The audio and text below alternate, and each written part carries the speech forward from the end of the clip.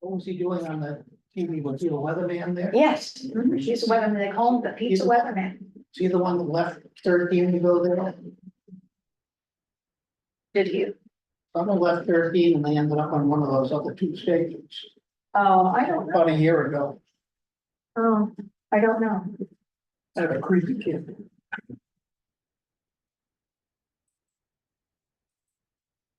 Anyway, we still have some room for anybody who would love to participate as a contestant. No, you like to entertain, you like to show off a little bit. I like to eat. Yeah, well, then you must, Oh, absolutely. and participate. Because there will be plenty. I'd like to call the meeting to order. Okay. Sorry, I know we're having fun talking. Probably should have a little round table, but no, at the end, just kind of chat about some of the things that are going. Mhm. In the agenda, we have to move the meeting minutes. Mhm. For June 13th. All other things. I make a motion to approve the minutes from June 13th. Second.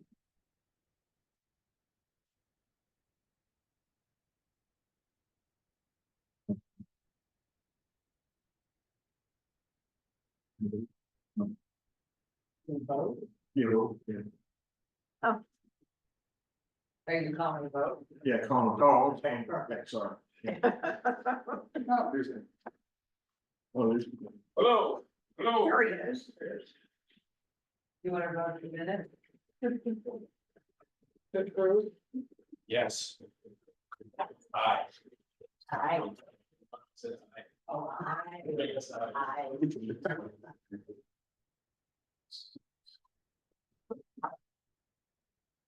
All right, good. I'll pass it on. This, we don't have to. We have a bylaw we approved last time. We probably should have. We all signed it. That's here. Thank you. Oh, it's just one sign and pass. Thank you. I was gonna have Evan, give a little presentation on the. On broadband, but I want to get some. Mostly. Congrats. Yes, Yeah. thank you. Congrats to everybody. Or I can just go into another thing and then we can go. The next item on the agenda is St. Paul's research. I just want to pass that around.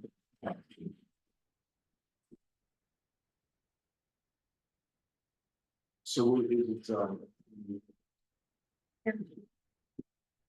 mouth with.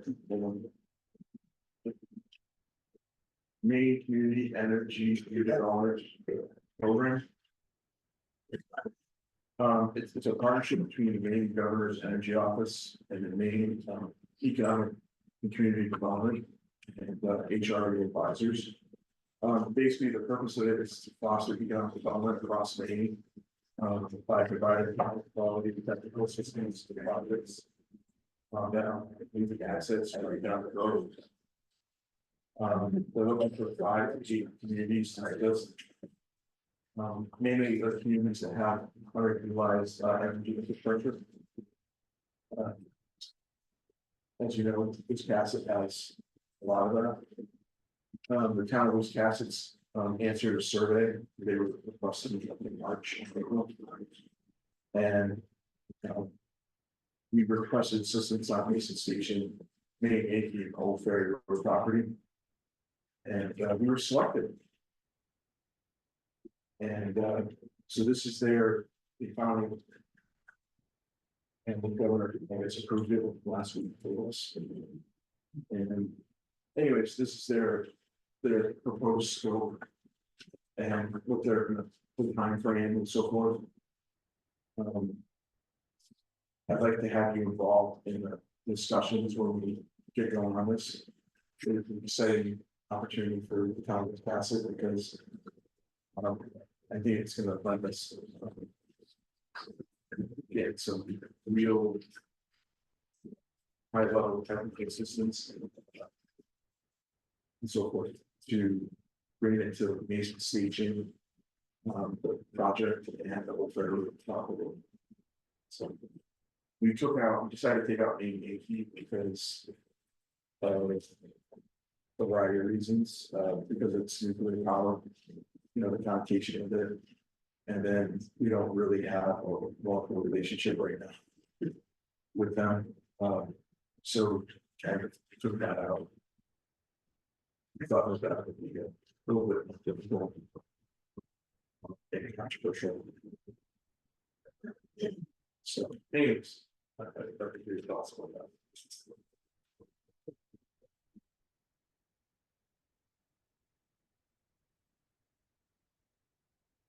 So it's just like planning assistance.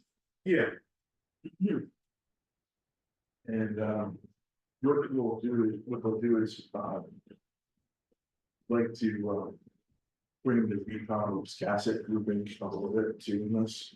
The what? The repower Wiscasset group in a little bit because some of their ideas are about the renewable energy generation.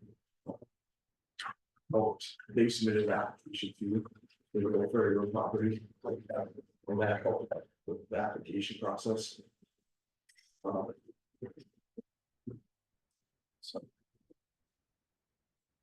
So what they plan on doing essentially is to like interview like stakeholders in the area, like people like us. The chamber. Community leaders, town officials, people like the power, economic development, planning boards, things like that. The regional planning commission. And then they will start to branch out into what the high level blockade scan. They'll start to see what is available based on the input that they hear from us. They say we start to gel on a certain type of use for a certain property. So we're hearing, a lot of people are really excited about housing or green power energy on a certain property. Then they will try to find out what the market's, capable of handling that type of, that use. And it is, then they will hold some town hall style meetings to help kind of bring forward that idea and, try to sell it and get more community input in on it. And then come up with a site program design. And what that would do is it's basically some planning. And they will help find money. And find developers and things like that to help us. And there'd be no cost to the county. I think I have one question first, because before we get into the depths of the property, what kind of timeline are we talking about having this property assessed and to even consider for whatever, we'd like it to be? They're talking about doing this over a period of.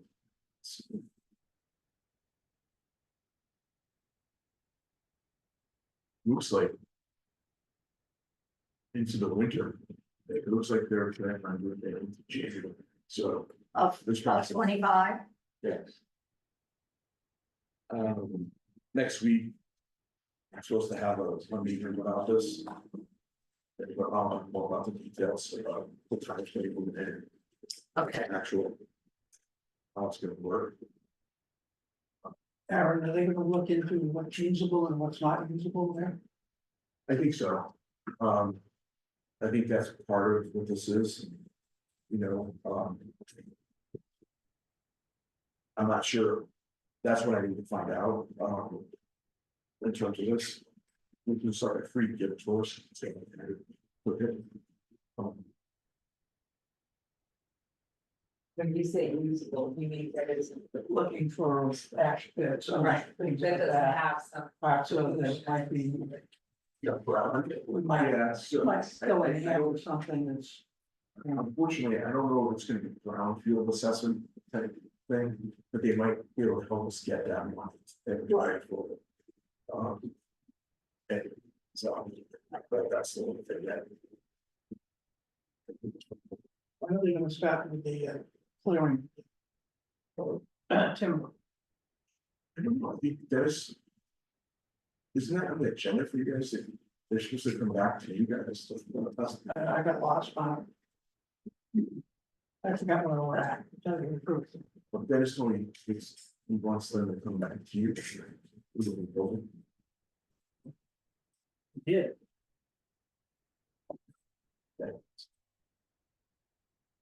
Research that.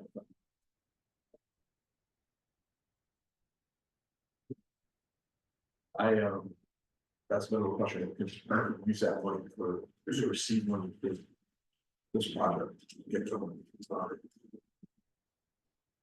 All right,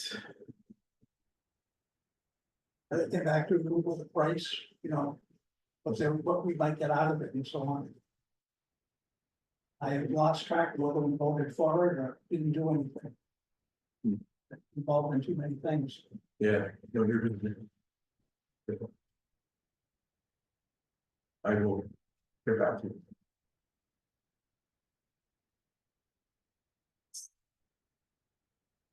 All right, you want me to talk about this? Yeah, great, thank you. So we got the broadband grant, yippee. Yay. 2-3 years worth of work, started off as a. 3-town project with Wiscasset, Dresden and Woolwich, and then now it's including 9 whole towns and then 2 more partial towns, so. Going from west to east, Woolwich, Wiscasset, Dresden, Edgecombe, Booth Bay Harbor, Southport, Southern Alma, Whitefield, Waldeboro, and Northern Noblesboro. So Impressive. it was the largest public-private partnership grant that the state has ever approved. The state's putting in 6 million. The company's putting in over 20 million, and then the municipality and the county put in a little over 2 million total. So that's pretty exciting. They're working on the contract that'll hopefully get signed by December. And then construction next year.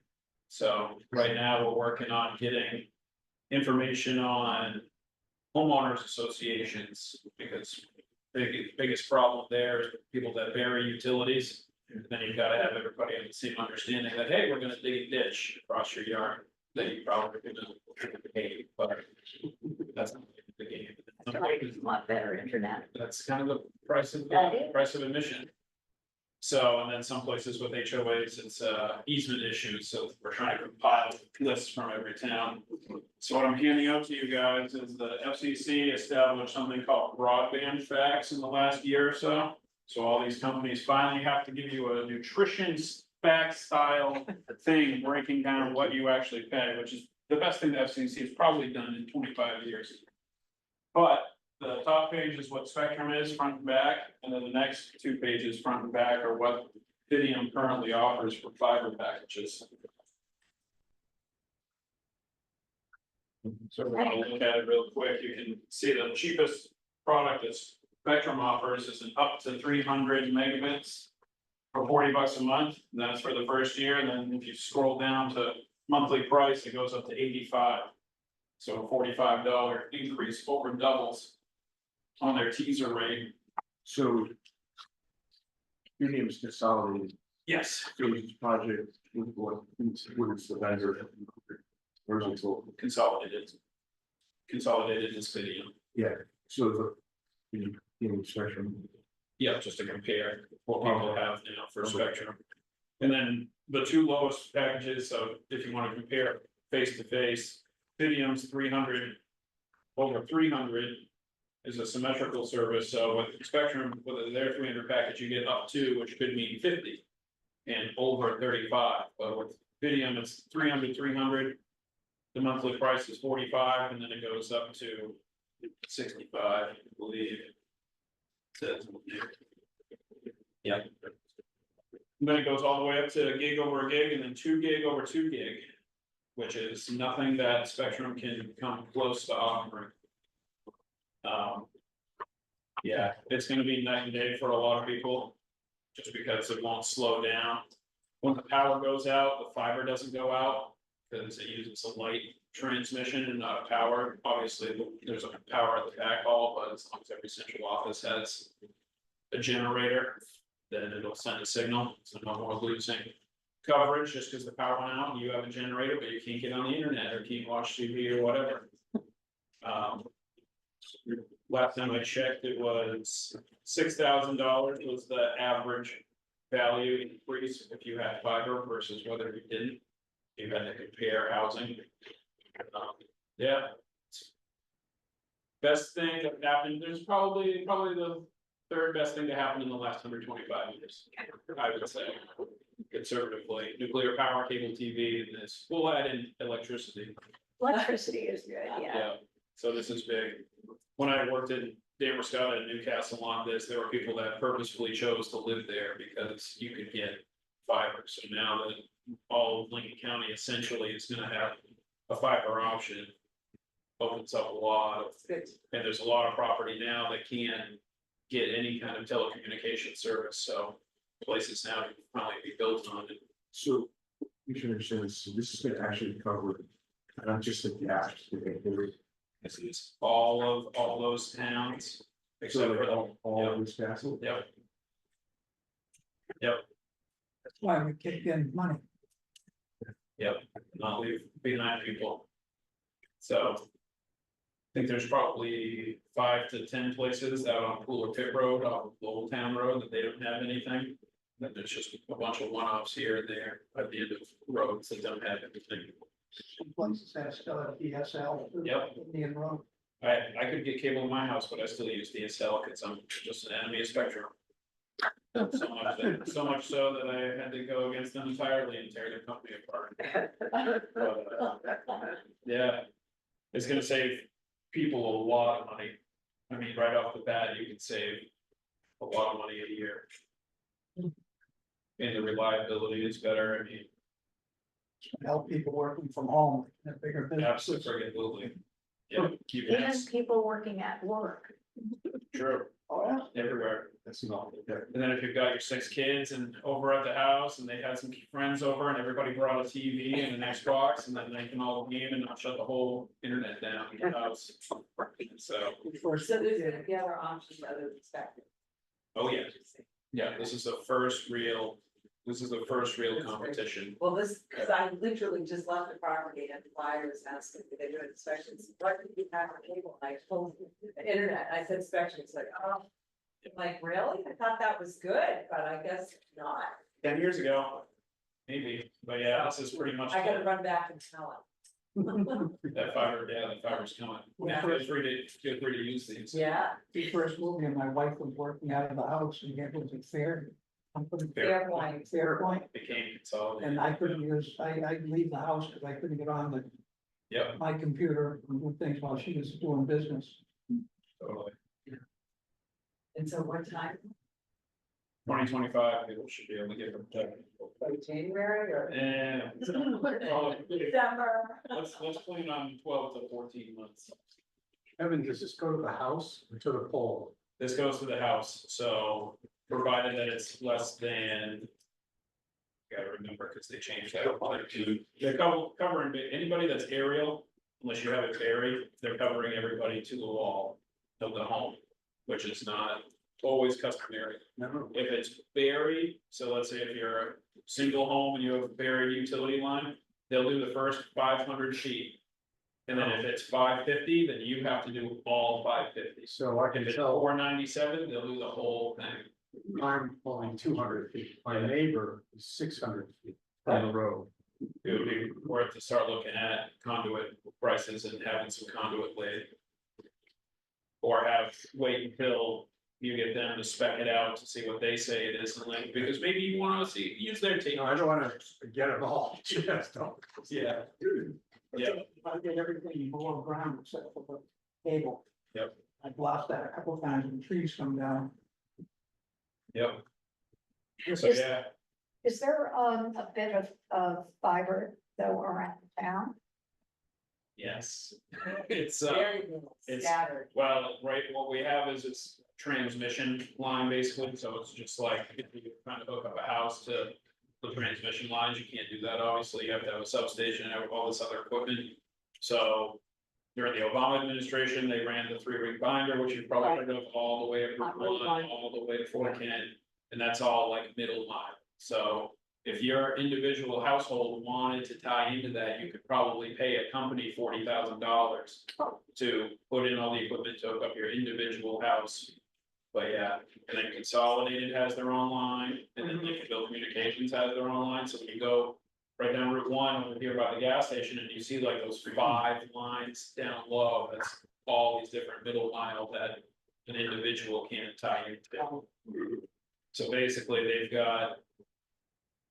A line that goes right down to our central office, the Consolidated Central Office, right off the corner of Water Street. And goes from there, and then it will spider out from these central offices. And pretty much they'll run it the same way that the phone networks are run out here, so it's a very narrow phone. And that's another thing, you'll be able to get phone through this, either through them or through anybody else, you can do a voice over, VoIP, if you haven't heard of it, voice over internet protocol. So people can get, I think they charge $25 a month for phone service, but you get it online for 10 to 20 bucks a month for. Service. So there's a lot of opportunity. Sounds It's fantastic. gonna be fun once it finally gets here. We just got it hooked up through Fidium at our camp up north on East Grand Lake. And they're having a much tougher time up there than we are here, because roads don't have names and people don't have names up there. It's tough. Correct. That's a great job. Good stuff. Yeah. It's very exciting. Well, I didn't do it for free.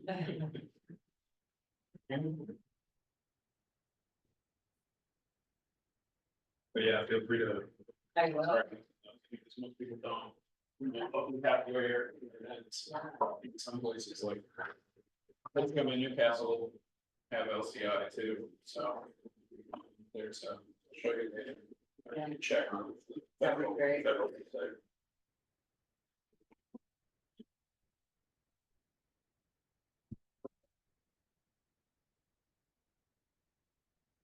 You do like a website for this? Yeah, once they get they have a pre-order website for people that. The construction is near complete or they're about to sign up service, so they told us to hold off on. Trying to publicize that until. They get all the contract signs, then they'll begin the pre-engineering that they haven't done already, and then it'll be a big rollout. It'll be a much bigger rollout.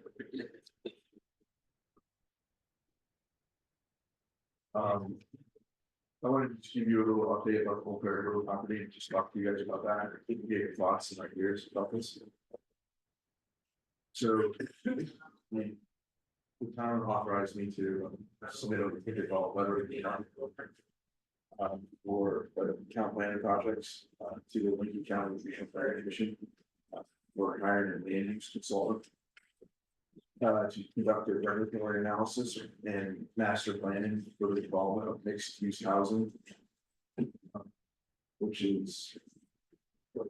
Affordable workforce and market rate housing and mixed housing types. Multi-family, attached, single family, along with some commercial sites and open space for recreation. And regular property.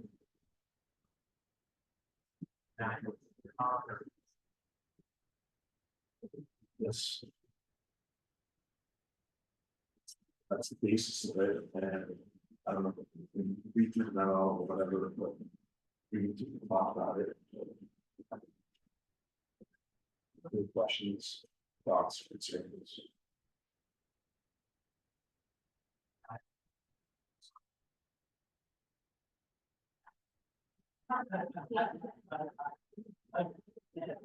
When we get a consultant going, I'd like to have you involved in that planning process and get your input.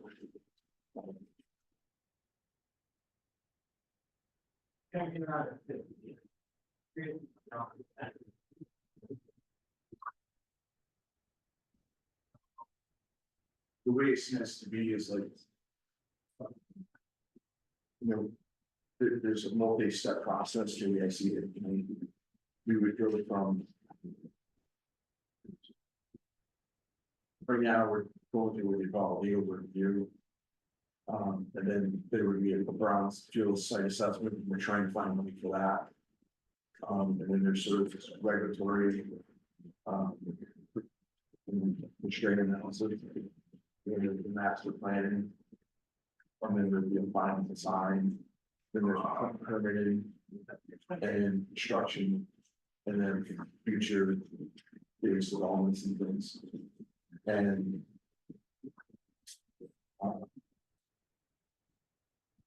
It's not all linear, like it's not all. You know, 1, 2, 3, 4, 5, 6, 7, 8, like. All right, okay. Thank you.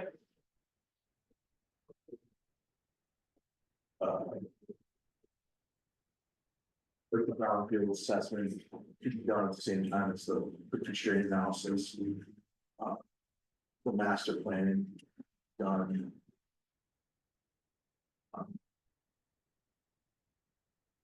I think probably should, but some of the construction. Could be done. At different times, well, and same time, some of them permitted at different times, like at different levels of the phases. So what I'm trying to get at is, there'd be multiple phases that I envision this, so there might, we might build like section just for single family homes, and that might get constructed first, and then there might be multi-family homes. You know, like apartments or something. And that might go later, and that might be permitted at a different time, right? And so there's different timeframes and things like that we've done. And you find different developers to do those 2 different types of things, because there might be a different developer more suited for multi.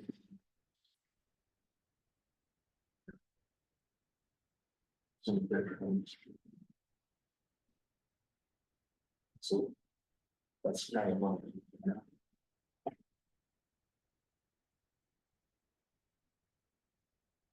Any thoughts? And I think the pursuit of technical assistance is exactly what you should be doing. And so I'd say keep going. We need as much information as possible.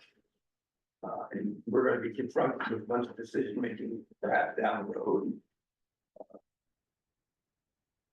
It's good to have the facts. And to be aided by professionals who've been there before, so continue.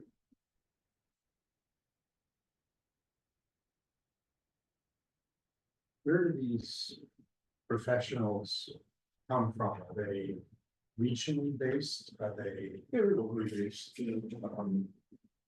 they're. Been talking to some of them, you know, there's companies like Wright Pierce, Haley Ward. Muslim Group. These are We're national starting, type firms or are they regional? some of them are.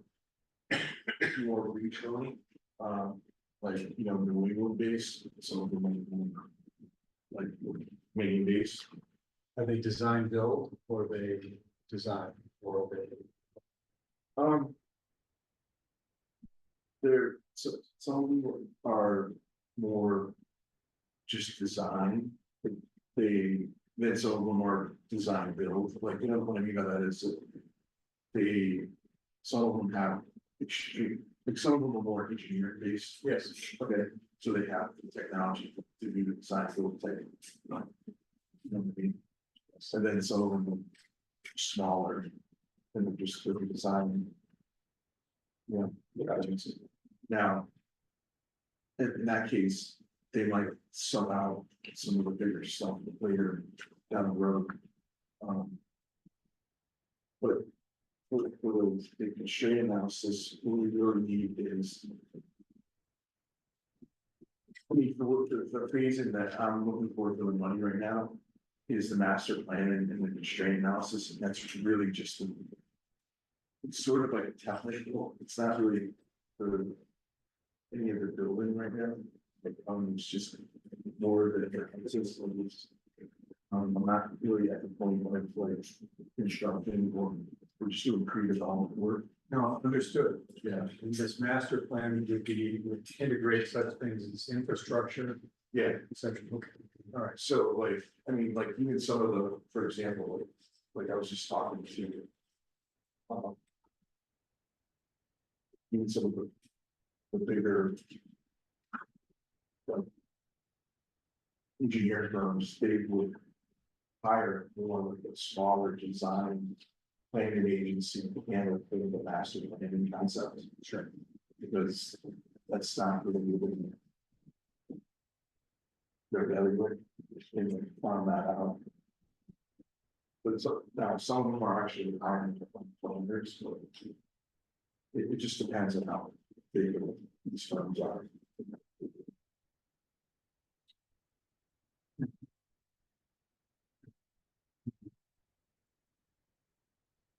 I mean, my vision though is that hiring like a firm that could maybe go through the whole process for us, you know, if you wanted to.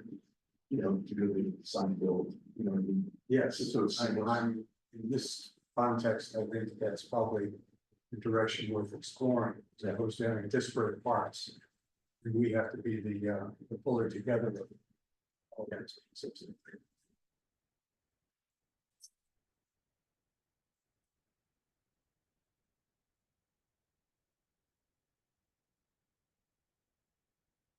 I don't wanna be the sort of the. At some point, we wanna hire a developer to take over, you know, what I mean? Like we wanna. Have a developer. Take on the job of actually building, you know what I mean? We're coming up with the design, the concept. Sure. And then we're gonna basically say to somebody, put out RFP and say, this is what we want. Please build this. There'll be some. This is construction that we would, as part of the negotiations of like working with this, that I would say that we would take on as sort of the negotiation of some of the infrastructure, like the road or something like that, as sort of the sweeten the pot, like to get them to come. In other words, like, yeah, we might say, okay, we're gonna pay for the road and the utilities. You know, sort of negotiation, some of that kind of infrastructure. You know, I envision that there might be a park or something, you know, trail network or something that might, you know, pay for too. Now, I'm not saying this is all tax dollars too, you know, there's grants and things that can come with this, but it's all part of the process that when you're negotiating this stuff with the developer. Anyways, We set up a TIF district too. yeah, that's another. Yeah, using that as kind of a stepping off point and referring to this county report. You basically, if you go for the tip, if I understand this correctly. You have a 30-year lockup on the rent control or making things, keeping things affordable for at least 30 years. Is that a correct interpretation? Well, that's, I don't think you're locked in with that No. specifically, maybe if it's some other program. you're gonna have a TIF district that's got nothing to do with that. Yeah. All you, Oh, no, I understand that, but if you're doing residential, and the residential is based on some form of either rent control or affordability context. that's something I'd like to stay the hell away from. Okay. There is, so to get back to your thing, the TIF is different, but to get back to your affordability thing, it's, he decided.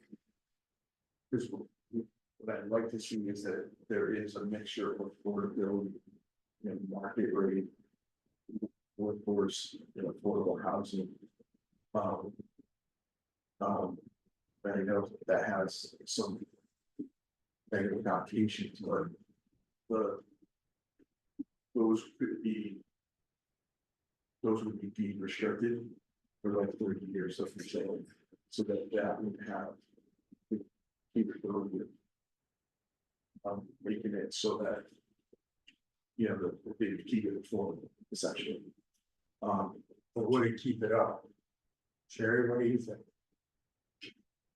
Well, that's up to the You control, if you squeeze down on the profitability aspect, and it's going to find its way into shower pans that are rotting out, front steps falling off.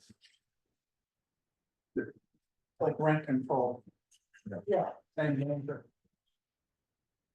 I mean, you guys talk about that, I mean, but, I mean, the idea, that's the concept of workforce housing. The district works best if you're building a condominium or rental process for the developer would be in charge of it, and you would give them a tax relief for X number, for X number of years, you go up to 20 I've years. seen it in commercial districts. Yeah. The residential. Commercial, Yeah, I. in fact, you had to do it on individual houses. That'd be different. Well, the tax, income financing is mostly to help subsidize or create the infrastructure, so that, that pays for the infrastructure, like the roads and utilities and things like that. If we wanted to do what they call credit enhancement, you know, top of the tip, that usually does help with the developer. Take back some of that money, goes back to the developer. You know, that's something that we talk about negotiating. Usually that's tied to jobs, so, yeah. That's how they revitalize. Businesses, community businesses, So, How bigger, housing for people to live here. it's the chicken before the. Yep. You know, when. They do them both at the same time, it's great. It's tough to stick that landing, I'll tell you. Oh, yeah. We don't necessarily have to have the big businesses here in Wisconsin, when we've got, when we've got BIW down the road, which is a perfect example of being able to be that bedroom community to them, who they can't get people because people won't move, they have no place to move. Yeah. So for us to be able to afford, to offer housing that someone can move to, to me, that's, especially as a chamber, because we're looking out for our businesses can't find workers. They have no staff, they close because they have no way of, serving people or. So my concern is really for affordable housing. And I don't know how long this whole project is going to take. I have no idea. I don't have a sense about it. But there should be some other projects on the table as well.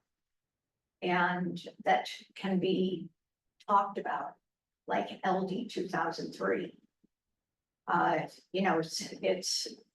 We have the ordinances in place here. Bath has done it. A number of other communities have done it.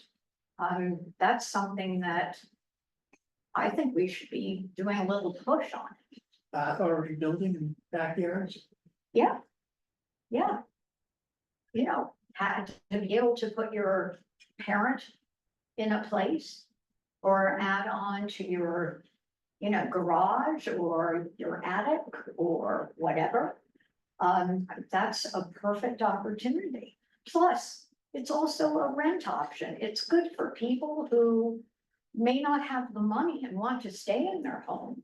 So instead of having to go into some kind of community that they can't afford anyway, to be able to do it, with the property that you have, I think That was why that law was created, one of the reasons. Yes. Senator King, one of the ones that put that Yes. together, he really recognizes the aging population that we have that have these old homes and they can't afford to keep them. Right. And why not be able to have a dwelling, another dwelling? Right. Yeah, so I agree with you, Pat, I think that law is underutilized, and I think that people are hitting walls when they're trying to do it. I personally have found that Mhm. in different towns, some towns are embracing it, Yes. other towns are not in our backyard type thing, so. Yes. So how would you, Didn't our, I'm sorry, oh, didn't our ordinance review? Have we not taken this to a certain point? Yeah, And where is that point right now? but we made the change if we adopted all the changes. It's all been voted on Yeah. and in place. So how would you envision us incentivize? Well, I just think that if, that there are a lot of things in place, and because other towns have done it, we don't have to reinvent the wheel, so to speak, but I think it's all about marketing. Yeah, you market a program and then work with, partners to help people to come to fruition. You know, there's a lot of things that are going on, and, I think that if we can offer something like that with the help of, because I think that you have to have some people in place that say, yeah, I would love to be able to take my basement and make it into an apartment for my kids, my mother-in-law, my whoever, or maybe I just need a little extra money. You know, and so if there is somebody that, you know, we can create some kind of a group of, you know, people that are in the know. And again, if we take it from Bath or whoever that is also doing it successfully, that we could get a few units. You know, I mean, So- that, One Yeah. thing that you can do with a tip is you can take. Somebody, and after research, but. Because of this new law, there's a picture of the money that you filter, right? And that money can go towards affordable housing projects. Right. So you can, create in theory a fund. You know, to go towards affordable housing projects. Now, I'm not sure how you would figure out that fund, but just need to make a create a fund for that kind of stuff of projects. Now I'm just trying to think about how would we figure that out, but Water and sewer hookups. yeah, yeah. That's the type of stuff that probably. right, just like, And when you say affordable housing, is that workforce housing? Or is that different? What's affordable housing? Is that low income, or are we talking subsidized, or are we talking? Yeah, my thing is referred to. Yeah, it's, Definitions. I know. yeah, no, it's difficult, for the, and for development. I think you can write it. To work with housing. I really like Sure. workforce housing, because to me, that's clear what it is. Yes. It's clearer. But there is certain LMIs. There's a definition for affordable housing, which is lower than workforce housing, it's higher. But I believe that all technically still falls under the bigger thing of affordable housing. It's weird. We have to be careful, we don't want to end up with a housing authority. No, Man, that'd be terrible, you know, What, that is falling apart as we speak. but to Pat's point, I, as a real estate agent, would really love it if it was clear when I went to the town office and talked to the code enforcement of what I could do, that I was getting the same answer, because it is a state law. And yes, I know the law because it's been right in my backyard, what we've been working on it, and then I go to different towns and they're saying, no, we're not here, we're not. There's somebody's gonna have to take us to court. You know, we're not doing it, we're not recognizing that law, and like, how can you know that? Well, but the details in there are different. Much space you can use in a yard, or town makes. I understand, no, I Within understand, guidelines. but the state says that whatever the ordinance is in that town. Right, You're allowed to double it, exactly. Exactly, as long as you have sufficient water and sewer, right. That was, those are see, big I things. gave everybody a cushion to get used to it, figure their way out, and it's just, and after that, you're wide open to lawsuits, you know, for all sake. And to have a town tell you that when you go to code enforcement, you somebody You said, don't- I'm Suez, I was like, I couldn't believe what I was getting, Yeah, pretty shocking. Freeman used to cap building permits at 6 a year for dwellings, I think they would still. That was stuff was out there. Yeah. Well, I just know, like, even with our intern that we've had for the summer, you know, if she could have found a room to rent, you know, it would have been really great for her instead of having to drive it the way that she did. You know, there's, to me, it's not meant to be, you know, fly by night. You know, like Airbnb or something. That wasn't the intention. Right. And certainly, we have a lot of seasonal workers. Who could well take advantage of something like that. And again, I see to the point of, you know, I'm old. And the fact is that at some point, something's got to happen. Russ or I are going to die. And then we are going to be faced with the prospect of, what are we going to do? I can't afford to stay in my house. But if I had something, a cushion to fall back on. And I just like that whole idea of, there's people here that, of course, you have to be willing. There has to be a willingness to share. I mean, that's, you know, it's like your family. Your daughter comes back with the baby. And now we have to make room, right? So I think that there has to be that as well, that you have to be willing to do some sharing. I have a lot of friends who are now single women. And I often think about, wouldn't it be great to just have a place where we could all be together? Like a Barbizon hotel. Not That's what quite, happens, that's what happens when you go to bathhouse and it's 80 to 90% older widows. With no place else to go. right? You know, I mean, there is a lot of that. And so, I mean, I think that when you understand what your market is as well, it's all well and good to certainly build a variety of housing, because I think that that's very necessary if we're going to grow.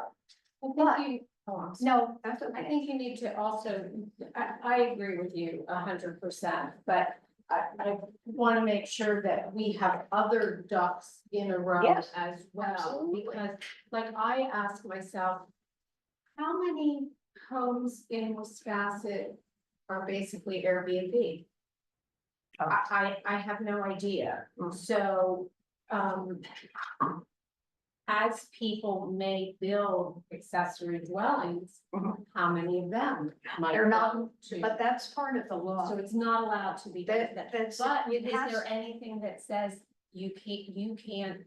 can you move into your accessory dwelling and Airbnb your house?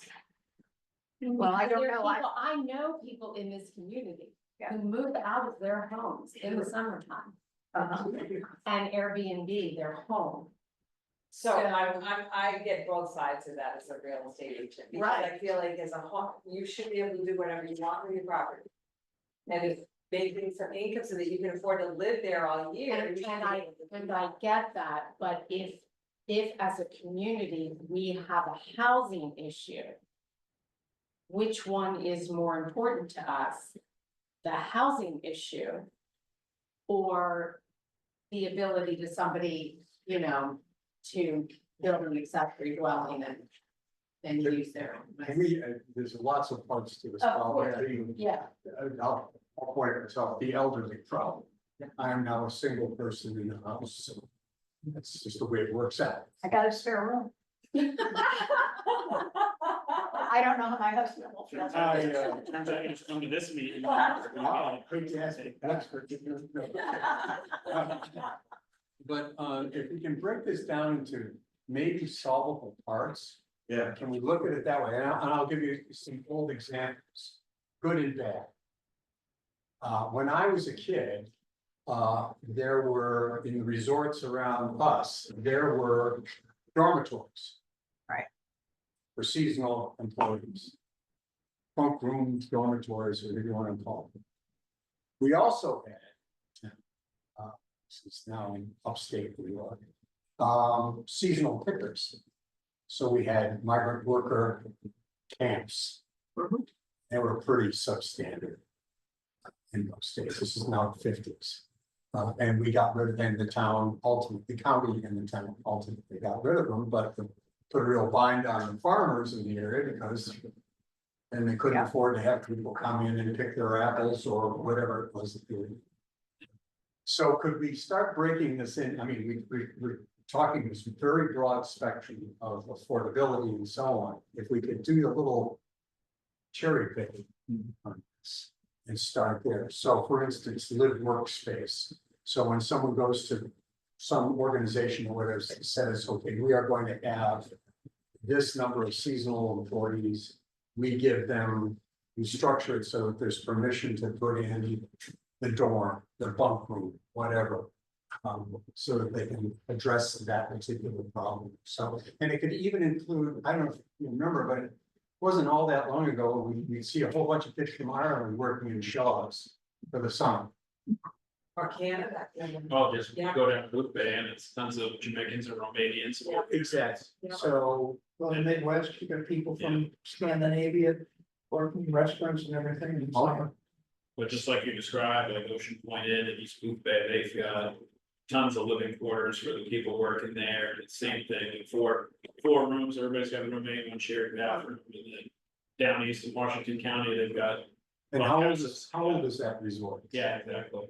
Same. All same of those grand old destination. hotels, Yeah. whether they were in Yellowstone Park Yeah. or, in Pemaquid or whatever, always made provision for that. Yeah. Basically because of transportation. Add it to the ordinance, Shaw's should have to put up their own thing out back. Every business should. But There's something to there's, that, but, as I say. okay, it goes to the structure. So maybe we can start doing seasonal and then we pick off something. and- I'll be dead. Pat, you're not with me. Pat, we gotta get you a piece of chocolate. Bring it. The rest of us. During the Depression, my father came up here and worked up in New Sweden, a potato farm, lived in barracks. Yes. Exactly. That's, We could all get up to Loring. that's It's how a people perfect could A, afford to run their businesses. And B, I mean, I don't know, I don't think, did anybody see this morning's New York Times about the problems in England with affordable housing and so on? Oxford is building, a university is building housing because to live in and around Oxford and Cambridge, the houses, the dwellings are 13 times more expensive than the best salaries. That's what Lincoln Academy does, to bring in local and low scope.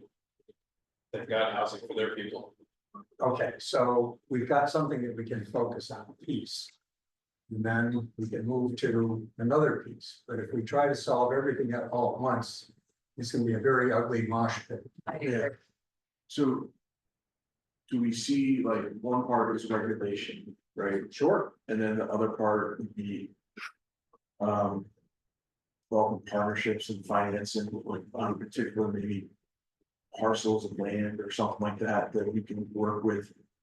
Like a developer with their. It's almost worth just going to the ironworks, seeing the GD, hey, what the hell can we do? Because they completely turned the whole thing on its head from 10 years ago. You had to come in and have trained, and they're like, no, we got a 6-week program with the state, so it's like, they're either doing training, or they also they. Well, we already did reach out to them. And they basically said that they're willing to submit a. What they call a congressionally directed spending proposal next March. For. for the whole federal property. So what that means is that they're going to help us get federal funding for. For a sort of development. So that's kind of why we're rushing to get this. It's all on board, so we get sort of a concept. Some costs. Yeah, get a concept on board. Can we keep this quiet? We've known about this for a while. We're in kind of a trap here. You're here to help us. There's things we can't tell you.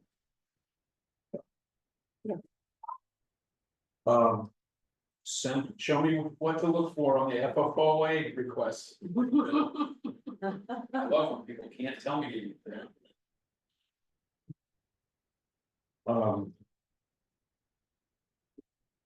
But anyways, there's other parcels of land, like up to over here, behind here. There's like 320 or so acres parcels owned by the same development group.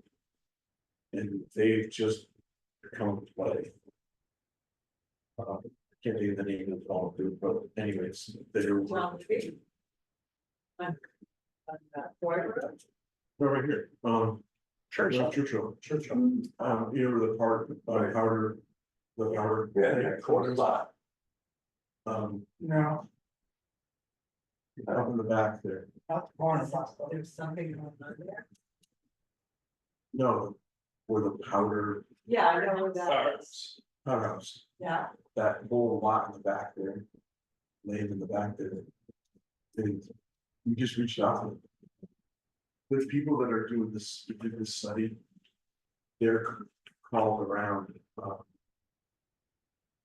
and they've looked at the tax maps and they've looked at potential sites for development. And they reached out to a number of these properties. And that developer and the owner of the property, and so they're interested in selling. See. Will get a call and say they are reaching out to. And anyways, so. There's like between the three parcels there, probably 60 acres. That's a perfect location for the fall. I think it's great, but sure. You get to it. By the powder house. And then also there's an access point somewhere here. Bradford Road. No, right here on Churchill. Then I'm behind the powerhouse. Yeah. Yes.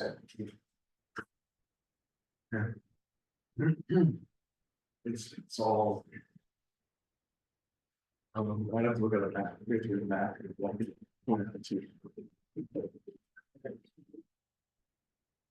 There's land that comes down to the church, so we could use as an entryway into it. Look at a tax now. That's fine. We're in the office, I'll show you.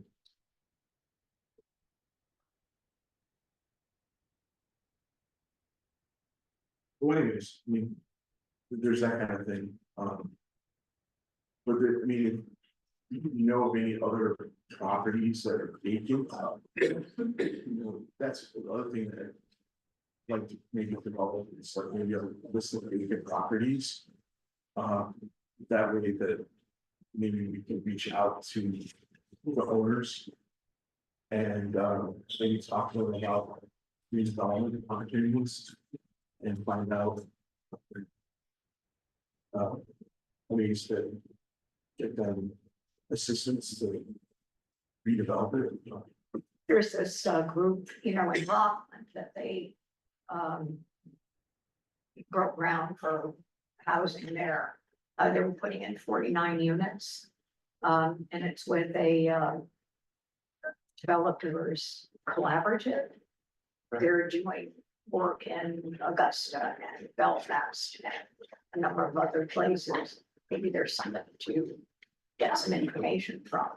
Yeah, but that's the problem. So we also need the property to bring me. We have a property. You know what I mean? Besides the whole fair road property, right? Do that, I don't think we're there yet for that. What I'm trying to say is if there's other properties in town, useful. Know those sites so that. You can help out with them, like, with. With that. So. If that's something that maybe we can work on, it's developing that place. Sort of. Underutilized properties in town. Either industrial, commercial, and. Residential. That's, makes sense. I've started to make a list, but. With commercial, so I haven't looked at. Residential.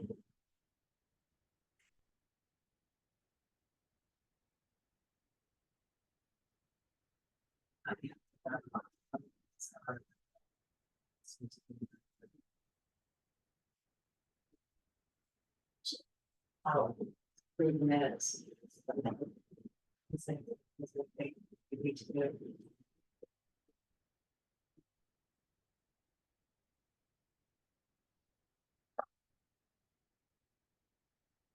When's the next meeting? Did we already schedule that? It would be like the third. Third. Thursday. I think we already scheduled it, right? It'll be the 19th. Thank you, guys. Good luck with you. Thank you.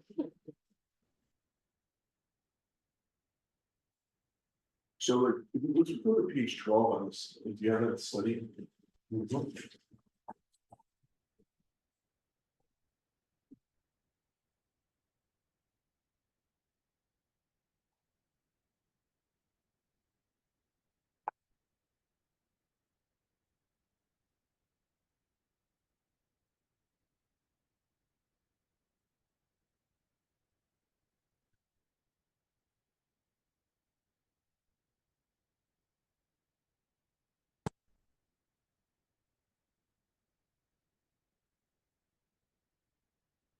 I think we kind of talked a little bit about this, and I feel like we're right on track. And I wonder if this is what we need to try to do, is look at some of these ideas. And kind of dovetail with what we just been talking about. And I wonder. I will admit, pretty naive about some of this, particularly about, and I have, actually, I wrote in my notes on for page 12. What are the characteristics of an affordable housing development? If we're gonna be watching interviews, if we're gonna develop a criteria, what is it that we're looking for? A long track record?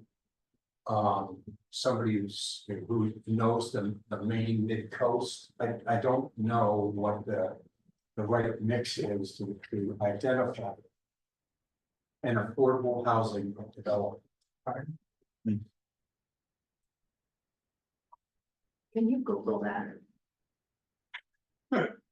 What is affordable housing? Yes, Yeah, AI In too. Maine. Wow. because there should be a percentage of income. Affordable housing means a decent, safe and sanitary dwelling, apartment or other living accommodation for a household whose income does not exceed 80% of the median income for the area. As defined by HUD. U.S. Department of Housing and Urban Development under the U.S. Housing Act of 1937. Main statute definition. 80% of the area median income for the area defined by HUD. So like the median household income for Wisconsin is 90,000.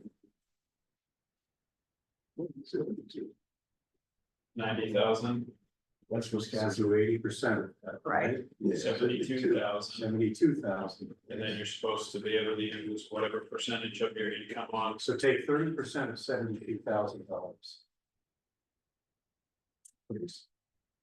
21. 21,600 divided by 12, 1,800 a month, 1,800 a month. So that's what they can afford, basically. yes.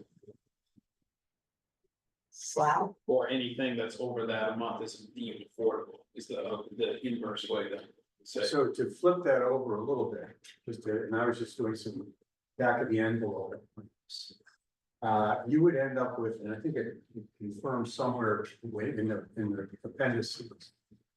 That the house would have a value, or the constructed value of the house would be approximately $275,000 to $280,000. Is that correct? Does that sound fair? Did you say, I'm sorry, did you say 275? Let me see if I can help you out here. Page 74 and 75.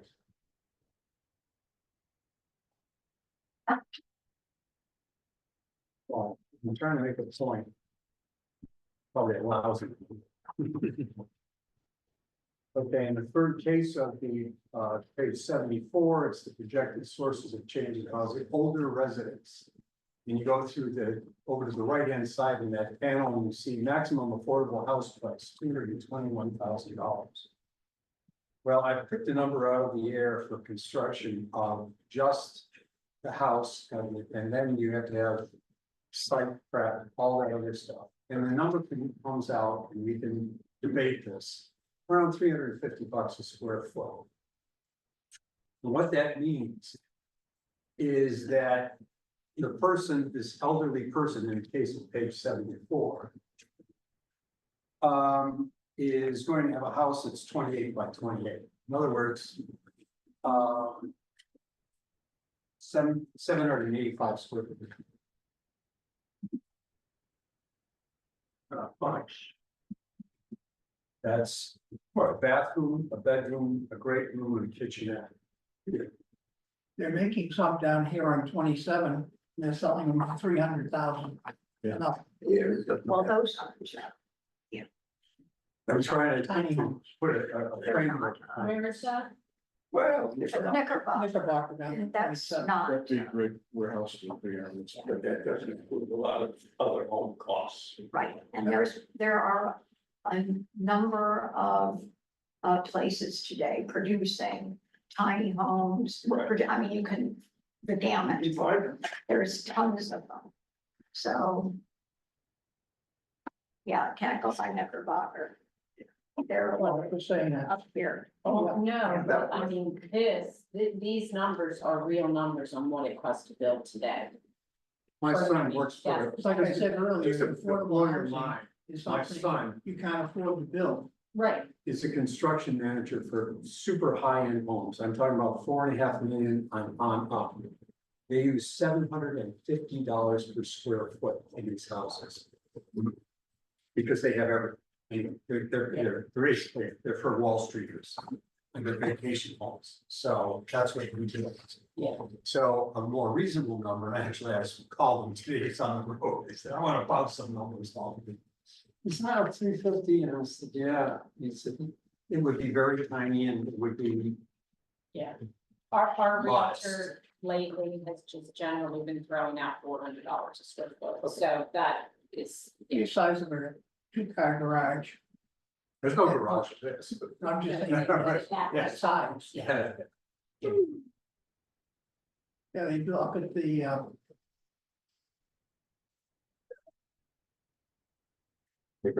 no, up at the hospital up here, Togus. They've got some for the, they've got some samples, and that's about what they are from the outside. For, for military people. Then I don't know if they have to be disabled or just seeking a home, they're homeless.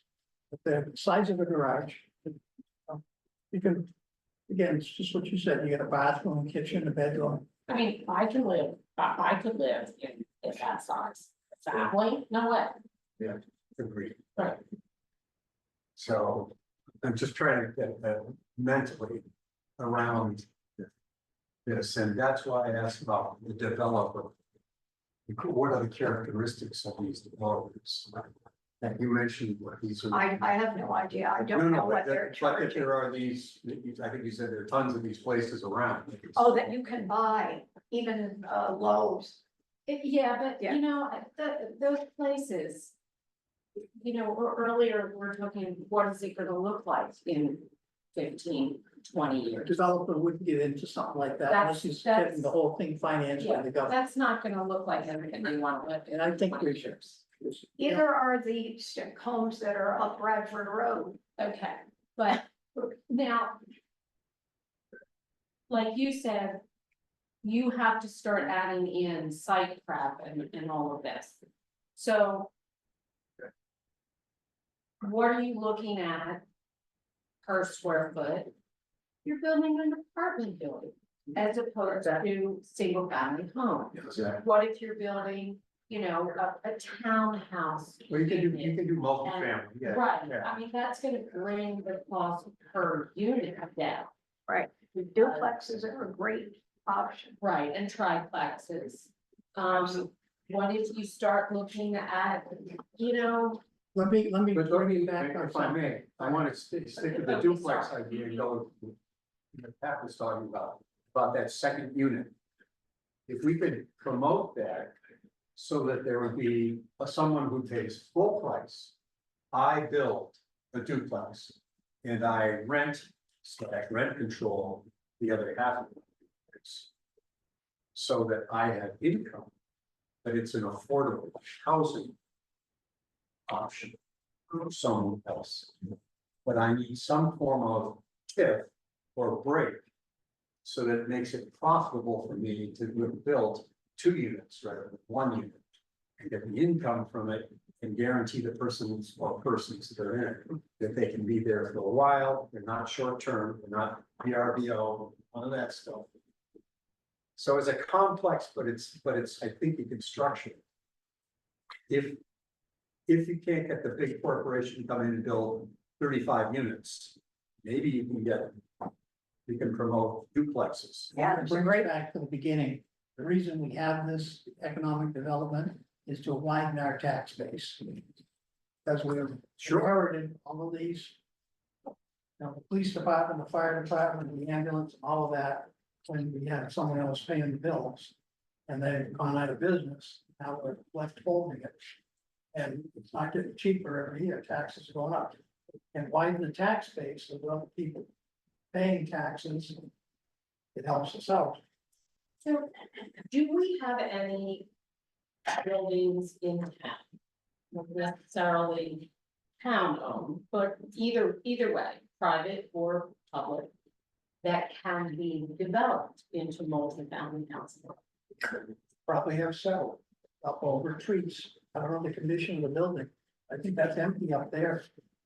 Yeah. Cassie Green, it's empty. Yeah, these are total papers. That's a mess. Cassie Green. I thought they're housing, people there. They're, It's been- staff. They tried to sell it for a couple of years and they Thought it was thought completely empty. Right on the corner of Hodge and Washington. Right down. Oh, okay, right, yeah. Yes, I've looked at it online. It's a mess. Be a real rehab. But over trees, it's empty up there. Where would you put the scaffolding down? That's empty all upstairs there. Right. Right. See, those are perfect, because I He's, think those would have. he's not gonna sell that building. No, he could turn it into apartments or condos Oh, yeah. like they do down in. You know it? In Portland with the piers, they got the old warehouses there, and then they're very expensive And that's what I'm condos. saying, you know, if they're in. Other places they take in You know, villas. you don't have a mill building, but something Right. along those lines, that We have a way. little power plant, that we have a developer that's interested. Okay, so there you go, I mean, you're gonna reduce a lot of costs in terms of What like. I'm trying to get, don't get mired down on this affordable housing crap. It's not crap. No, I mean, there's a. It's government serious. takes care of that. It's serious. I know it's serious. Yeah, it's definitely not crap. There's a. We don't lot live, of people- this is not a well-to-do community. It's not a Really? well-to-do state.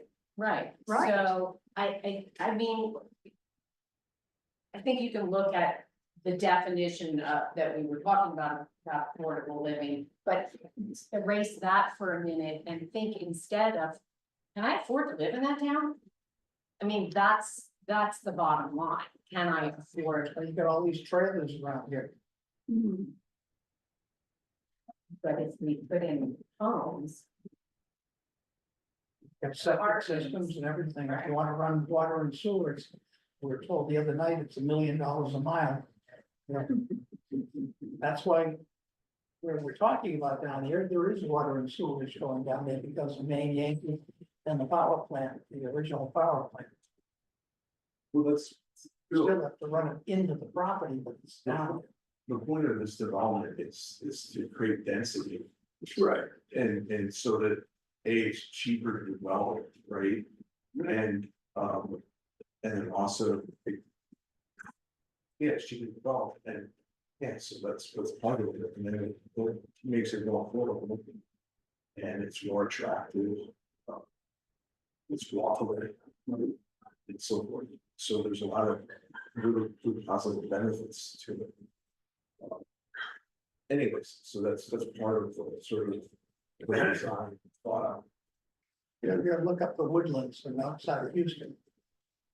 So So it's got convention centers, it's got houses, it's got condos, you're walking on through the woods, all of a sudden there's. Yeah, just a market. this It's is- got a volume of people. Pardon? It's got a volume of people. Yeah. We don't have that. That's a major Oh, problem. yeah, it's not, it wouldn't fit here, but that's basically it's like something like that. I saw this there. And if we want to have more taxpayers, we've got to be friendly to families. We want families to move there. You know, And don't forget, the villages started off as a trailer park. In Florida, Yeah, Don't hurt. They actually kept the original, and apparently it's still there, the original trailer. that's funny. I mean, if this is done right, I feel like this could be transformative in a way that it would attract people to this castle. It would create sort of a nexus of further development. People would say, hey, this is pretty cool. Maybe I'd like to build a home out on the Corey Road. Another developer would say, oh, let me buy some land out the Bradford Road and do another smaller development out there. That's the way I see that. It's like, is it could. The other thing that I try to remind people to keep in mind is where the public water and sewer is, where it's logical to build. Nothing wrong with the septic system.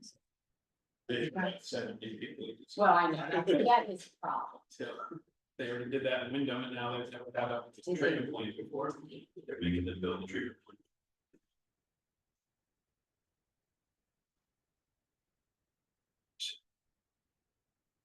Where do you want to start? Do you want to start with regulation?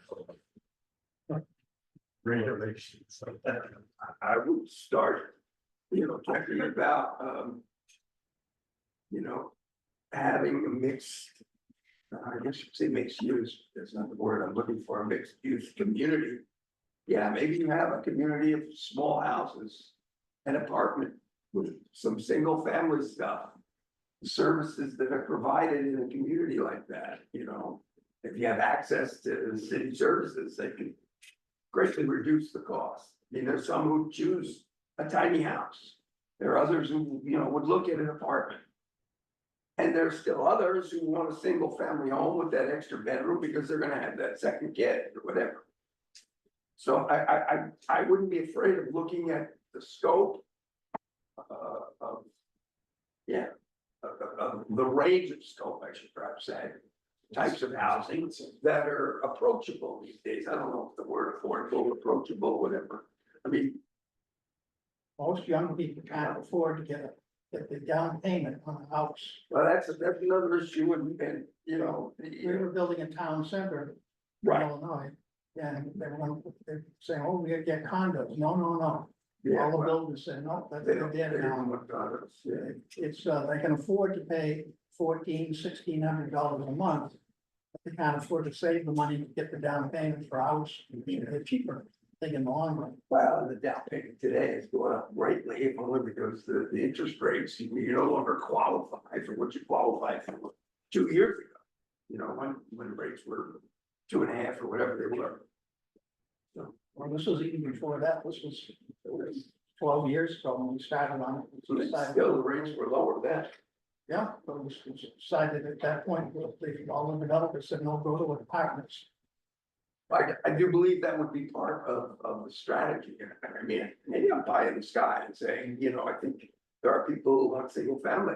There are others who want tiny homes. That's where it's gonna be. I'm gonna be in a couple of years, my husband's dead, this and that. I'm gonna live in this tiny home. I would like that. You know, I mean, the way I kind of thought. I didn't want to die, I'm sorry. I mean, I feel like the apartments would probably be more affordable. Right, They would be kind of the ones for like single people, Exactly. with more senior empty nesters. and then maybe, you know, Condos attached, would be like condos and attached. Let's go with that and what's in here, which is, and you mentioned regulations. Simple steps. yeah, You don't have to have parking for two. Right. I mean, that's Yeah. under the code, so you can actually, you don't have to overbuild for that single person. So maybe the first step is regulations, do a quick review of that to make it a friendlier environment to get those types of units in. I mean, Sherry was talking a few minutes ago before she left about towns rejecting it because there's no more than 8 permits issued per year. So kind of, I don't know, it's probably archaic, but you gotta sweep those things away in order to have the environment that's gonna allow people to at least get that one hurdle out of the way as opposed to financing and anything else. I agree, and I think that's, I mean, one of our goals here is to be business friendly, so. I think that we can try and find some of the hurdles that are preventing some of this development. And I know it sounds funny, but it's the regulation, so like just the parking might be one of them. Maybe there's some other issues that, Well, how about this? One of the things I ran into when I was living in Pennsylvania was live workspace. Yeah. And this came up because there was an artist community, a burgeoning artist community in our little city, right down by the waterfront, where they could find cheap warehouse space. And wanted to put in a kitchen, a toilet, and then something else, and their studio in the same place, and the city said, well, we have this thing about live workspace. And they spent the next 3 years trying to figure out how to accommodate this burgeoning art community. Where the young artists wanted to live, where they did their painting, et cetera, or sculpting. And so there's that can be attention. And we have that There's actually. enough land down there that you can have all of this. 100 acres. Depends on what we can find is usable. But you can have all of this, you can have sections for this or that, or mixed sections and so on. mind you, though, we're not just talking about. Very road, I mean, right, the live workspace, it sounds like a wonderful idea for the downtown. Right. But the first place that we renovated when we moved here, we created the live workspace. It had originally, well, not originally, it went back and had been a carriage house. When we purchased it, the most recent occupant was a lawyer's office. So it was a business space. We created live workspace, apartment above, galleries downstairs. Recently, before you arrived, but I mean, I've only been here since 2016. So in the last couple of years, someone out of the blue introduced a new ordinance to change a lot of the live workspace that is in the downtown area.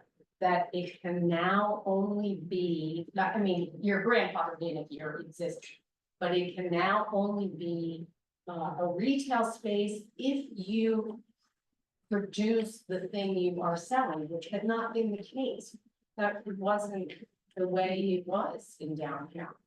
So, I mean, I found that very concerning that there was all this live workspace in downtown. And they weren't invasive businesses, you know. So that was kind of concerning. But, you know, you look over the ordinance, even some of the most recent ones, and they kind of go against some of these ideas. That's interesting. It's something we have to look at. Well, we're presented with this wonderful opportunity to have a much better internet connection for the town. And that can go in many different directions and promote different types of businesses and lifestyles and so on. You might as well use that as an asset in this mix. Absolutely.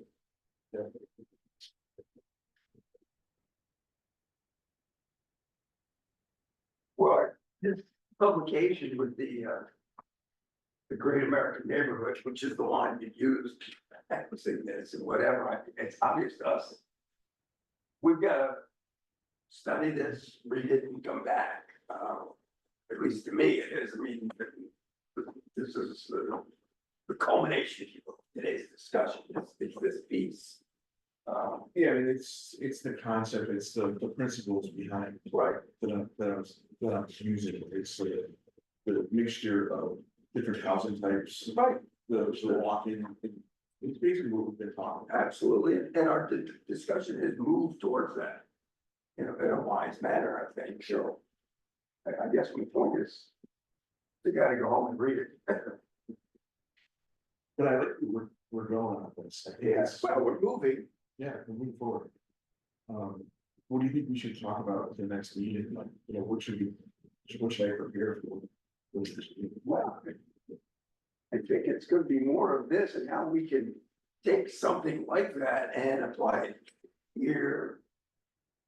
There, or, you know, what do we have? Maybe a couple, 3 major areas in town that are pro-growth and have city services. Well, is that correct? I mean, I would be interested as you work on the list of properties, I'd be interested in seeing that, you know, that Sure. that if you have a list of potential properties, and maybe various people on the committee. I would appreciate anybody's help with this, you know, if anybody wants to go for a ride with me or, you know, just whatever. Sit down and talk with me about it. You're all welcome. I would benefit greatly from that being a newbie in this community, so. If you guys ever get, Because I've gone to some of these places and then my wife has told me, no, that wasn't where you went. I'm like, oh, shit. Sometimes it's hard for me to like write down stuff as I'm driving, so. That it's would like, be good. Yeah. Particularly on Route 1.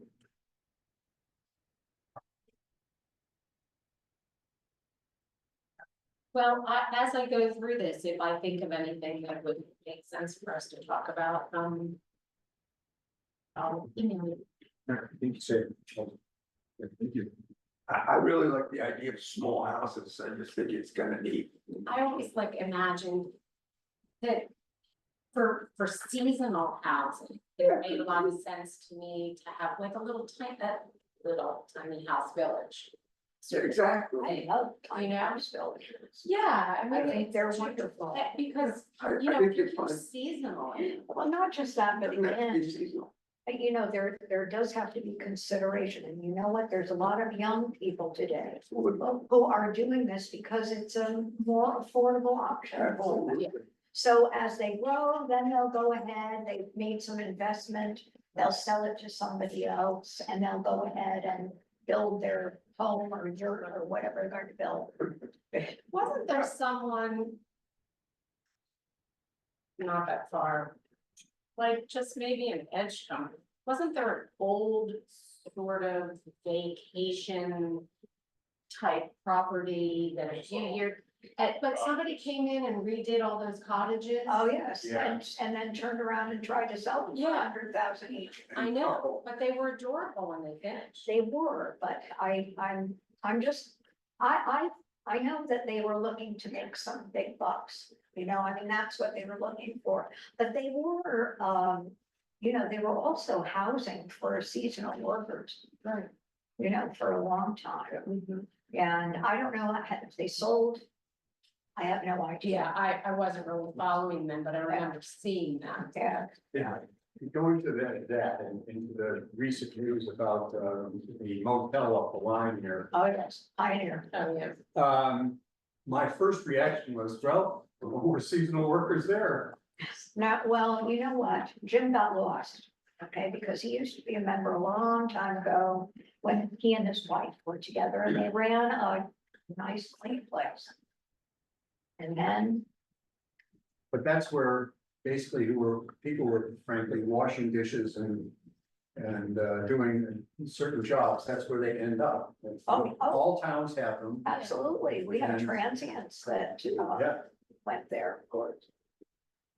So I just threw around my monthly report, you don't have to do now, and then there's a letter. It's gonna be on the agenda for a future select meeting, I'm not sure if I did end up on the next meeting, but. Basically, I'm requesting the select board to. Request Maine DOT to conduct a traffic safety audit on Route 1 to. Between Bath Road, well, on the Bath Road, so between Old Ferry Road and Churchill. So. And it's, I just thought, yeah,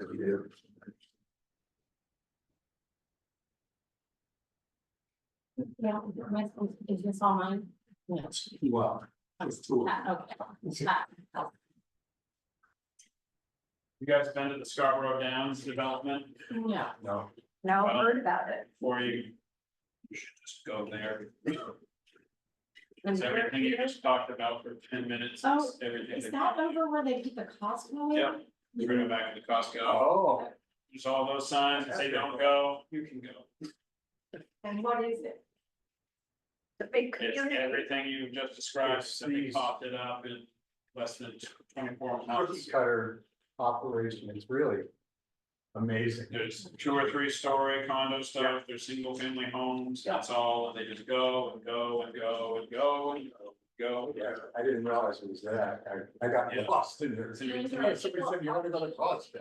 They've been moved in for 3 years. Oh my gosh, Scarborough is such a growing community. They're Well, making, no, but, yeah. they're Yeah. making it, the plan is to make it the new downtown of Scarborough with some sort of one dense place, and never had a dense center, it's just villages here, here, and here, and here. Oh, yeah, right. There, they got the Costco on the far end and what used to, where people got their COVID shots, and I used to work there at the track, but yeah, they redid the whole grandstand and then to do all the inoculations and then flattened it like 6 months later, and there's just a vague part of the track left that you can even tell there was a horse track there.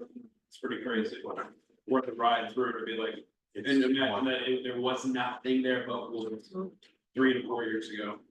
When they started developing it. There was a lot of communities. My family came from, Canada and my aunt, lived in Toronto. And they do huge tracts of duplexes. 3 levels. You know, so like 3 bedrooms and basement and, you know, the whole bit. No garage, but, just the driveway, small yards. Cause that's kind of the English way as well, you know? Yeah, but you know, I mean, if it's a community and you put in a community garden and you Yep. put in the, Well, and they had the grocery and they Right. had, you know, they had. Yeah. You know, kind of everything. And, but again, you know, when you've got huge volumes of people, you can do a lot of things. When you don't, then you really have to scramble.